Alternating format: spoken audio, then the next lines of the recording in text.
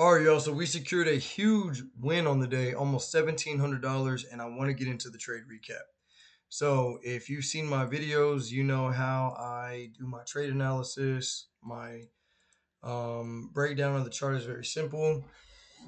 I go to the daily time frame on both the NASDAQ and ES. I start marking out highs and lows, and then I look for stacked up highs and lows as targets for liquidity, and then I also look at unfilled gaps. Moving down to the 4-hour chart,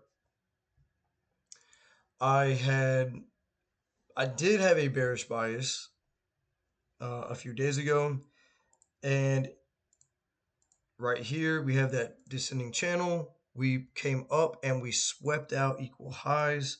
I made money on that as well. And then I was thinking we probably have taken liquidity now, so we could continue the bearish trend and go run these other lows. But I also had to keep in mind that on the 4-hour chart, we are in a gap, a bullish gap. So we have the potential to turn around here, or at least retrace and then continue the downtrend. On top of that, on the hourly, we had an SMT. That is when the two correlated assets do something different. It's divergence. So watch this. You see how on the S&P we made a new low, but on the NASDAQ, we did not. See that? Higher low, lower low. That's divergence. So we have a bullish SMT. We have a bullish 4-hour fair value gap. We have a large move down, probably need a retrace. So all this is coming together, and it's telling me that I should probably be looking for longs. And so looking at the market, you check the 5-minute chart, you look for structure. I didn't really see too much there. But on the 1 minute, we'll go back to the 5 actually. You can see we had all this consolidation right here in the pre-market. And then at the open, oh, here we go. Here we go. My bad, y'all. Here's that consolidation at the open. We had pushed below it on ES, but on the NASDAQ, let's see, we were above it. And it looks way better on the 1 minute. And I'll delete the 4-hour gap. But essentially, you have, let's see.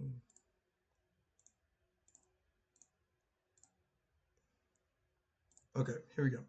So this is the consolidation.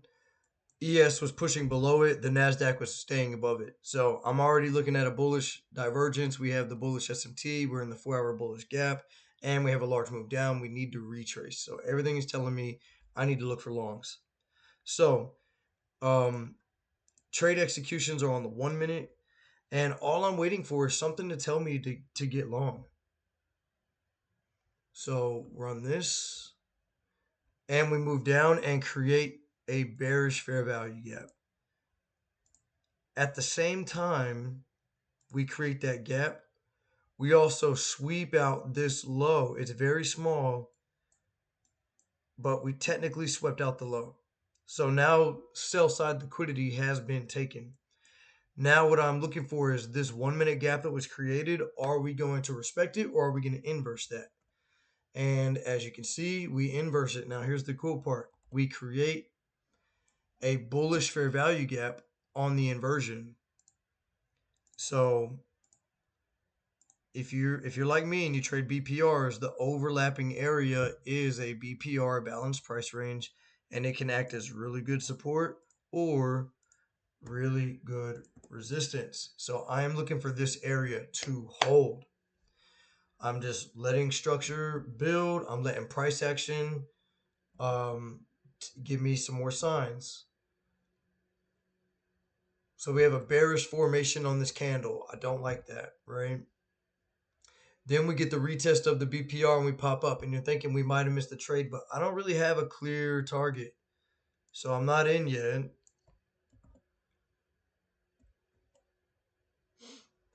Again, We have a bearish formation on this candle, but the difference being now we have made relative equal highs.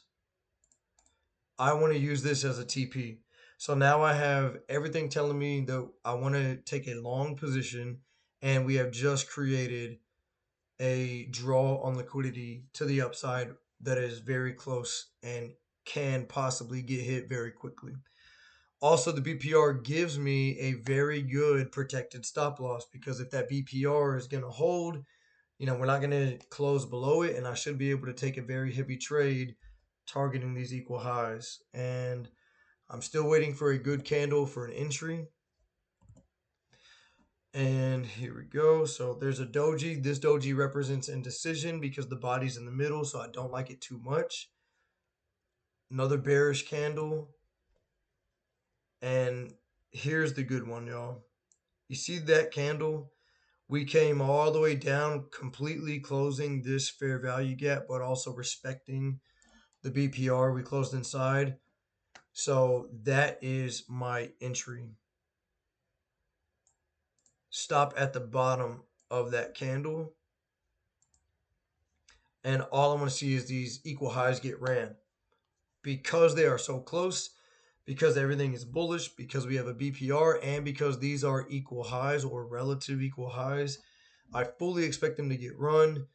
And I take that trade heavier than normally because I'm pretty confident, at least like 99% confident it's going to hit. And this is what happens. It gets hit. Just like that. So not much drawdown on the trade at all. And the target was hit with this trade. And, obviously you go to the 5 minute, you start looking for other targets to the upside, and hopefully they start getting hit too. So I've already locked out for the day, but I would definitely be targeting this. And I would definitely be targeting the fill of that gap right there. And you can go to the 1 minute and run that and see what it looks like.